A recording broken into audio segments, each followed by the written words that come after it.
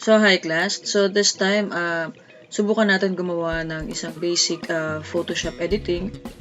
Basically, more on sa text lang naman. So, magagamit tayo ng image galing sa original file natin and then maglalagay tayo ng text, biblical verse, and then mag-apply tayo ng mga features ng Photoshop. So, i-edit natin ng saglit para makita natin yung basic editing ng mga text na pwede natin magamit kapag gagawa tayo ng sarili nating verse images na pwede natin i-post sa social media account natin.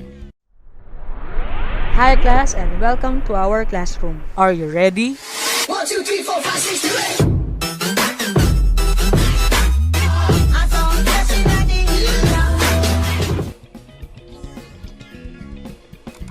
So dito ang ginagawa natin, hinahanap muna natin yung image na gagamitin natin.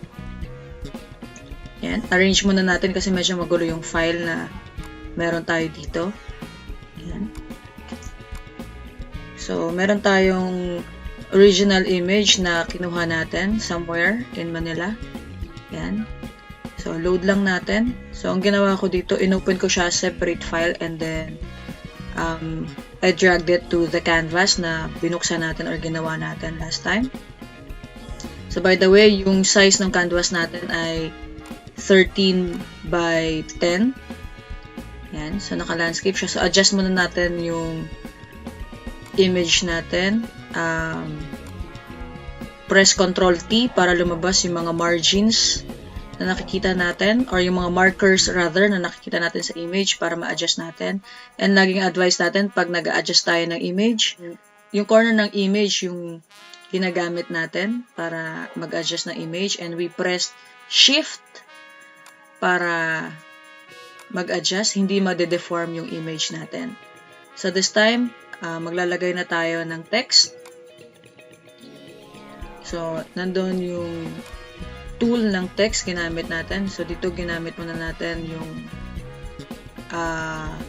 first phrase ng biblical verse.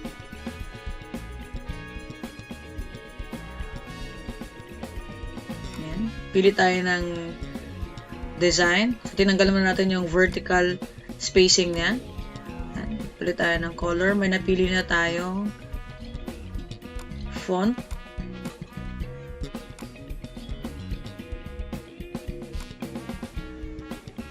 Ayan. So, decide muna natin kung saan natin ilalagay yung ating text sa part ng image.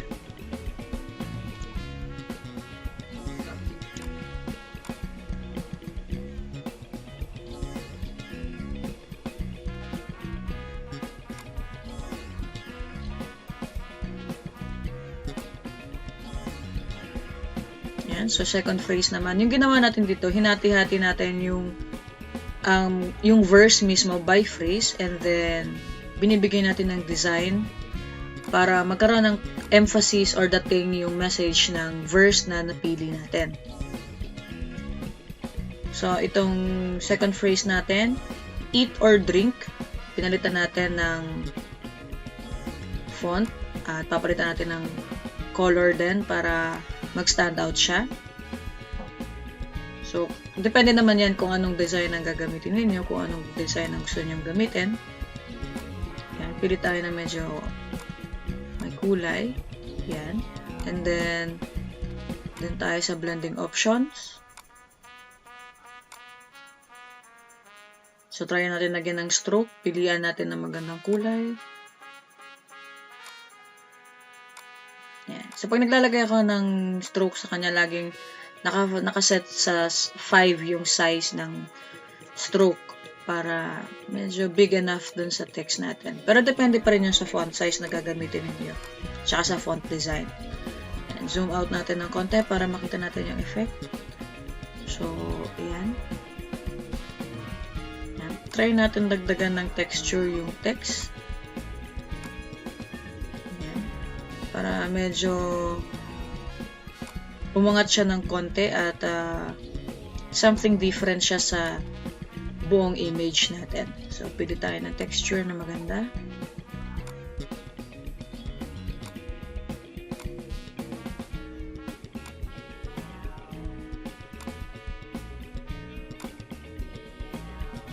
Yan, move natin ng konti.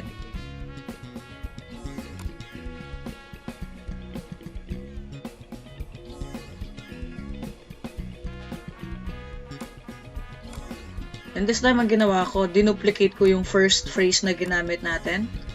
Isa tong technique na ginagamit ko kapag maglalagay ako ng text sa image. Though, hindi naman to palaging ginagamit. Pwedeng gamitin, pwedeng hindi. So, yan. Ginagamit ang duplicate kapag same lang naman yung features na gagamitin natin sa text. Yan. Pero this time, naisip ko na palitan din yung font para kakaiba pa rin or umangat siya sa kabuuan ng ating image.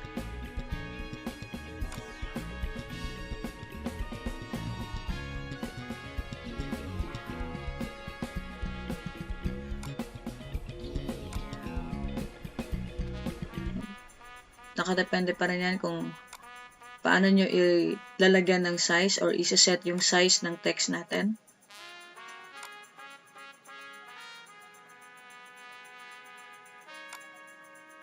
Yan. Itong verse na to ay isa sa mga favorite verses ko. So, tsaka inspiration natin siya everyday kapag may ginagawa tayong kahit ano, whether trabaho or hobby. Yan. So, pili tayo ng magandang color. I-apply natin yung blending option for stroke.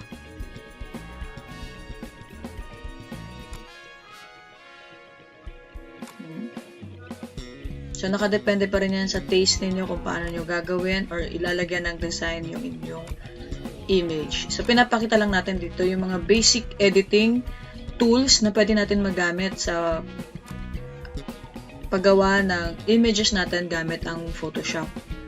Yan. So, nothing magical naman siguro dito or nothing very highly technical yung pinapakita natin. Pero at least magkaka-idea tayo paano natin ginagawa yung pag-edit ng text, paglalagay ng text sa ating canvas at paglalagay or pagpapalit ng features ng text natin.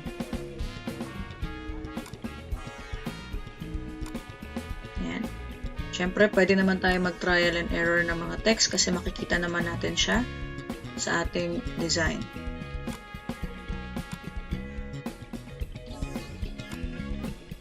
Kapag naglalagay lang tayo ng text or namimili tayo ng font design para sa image natin, make sure na ito ay mababasa kahit sa malayo pa lang. Lalo na kung ilalagay natin sa social media.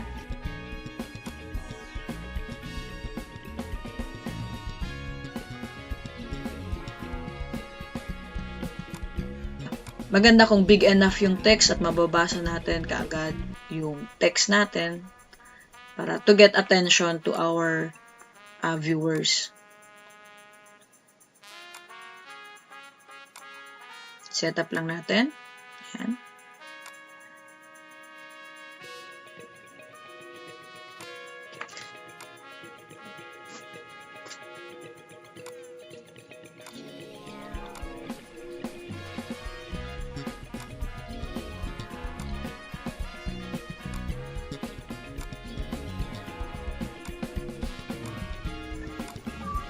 Yan, pili tayo ulit ng color.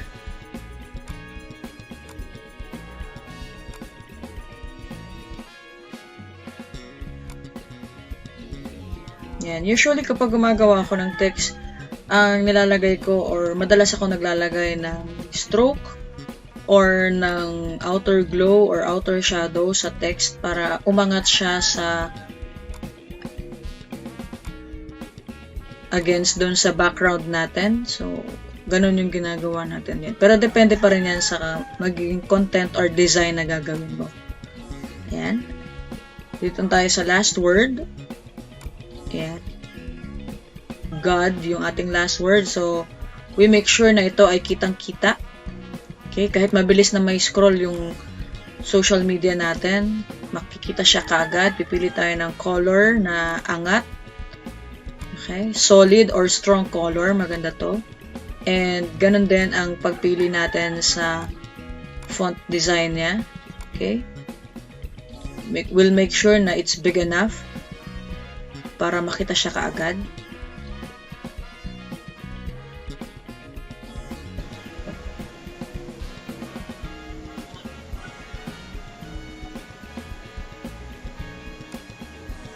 Ayan.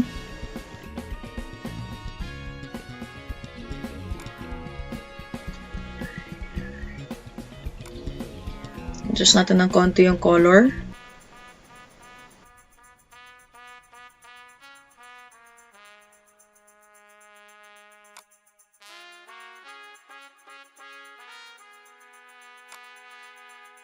Blending options again. Tingnan natin anong magandang gamitin. So, lagyan lang natin na outer shadow. Or outer glow rather.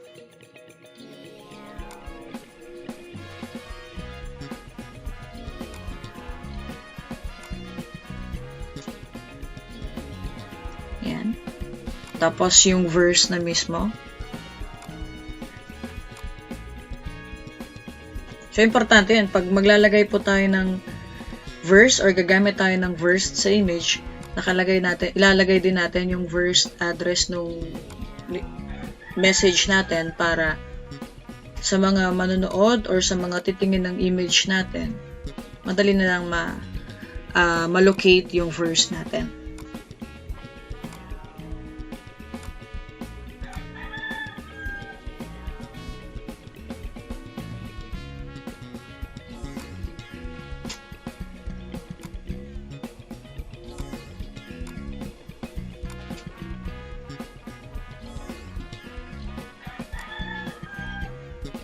Konting adjustment pa.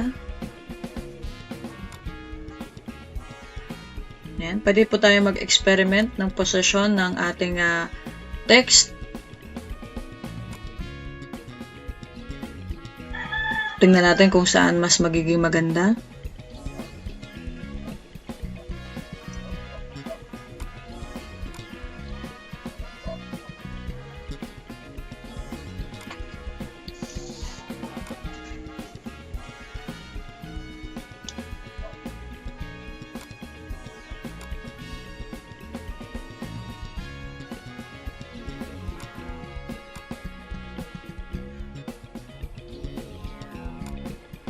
Yung distance din natin sa bawat phrase, importante. So, pwede lang naman natin yan i-estimate or kung maglalagay tayo ng margin sa bawat text natin or sa bawat layers natin para maging guide natin. Pero dito, in-estimate ko lang yung distance ng bawat phrase. Ayan. Tapos, nag-apply din tayo sa image natin ng blending option. So, unang sinubukan yung paglalagay ng shadow, pero yan, maganda naman ang effect, pero parang mas maganda yung effect sa inner glow. Kung inner glow yung gagamitin, tapos ginawa nating normal instead of screen on default. Ayan.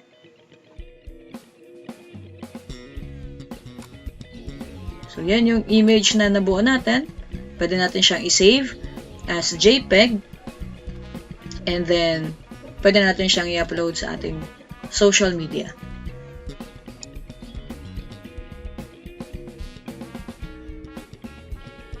At kung nagustuhan ninyo ang video natin ngayon, i-click nyo na ang like button at mag-subscribe na rin kayo para updated kayo sa mga susunod pa nating video. Kita-kita tayo sa susunod nating klase. Thank you very much, and remember, be kind to one another.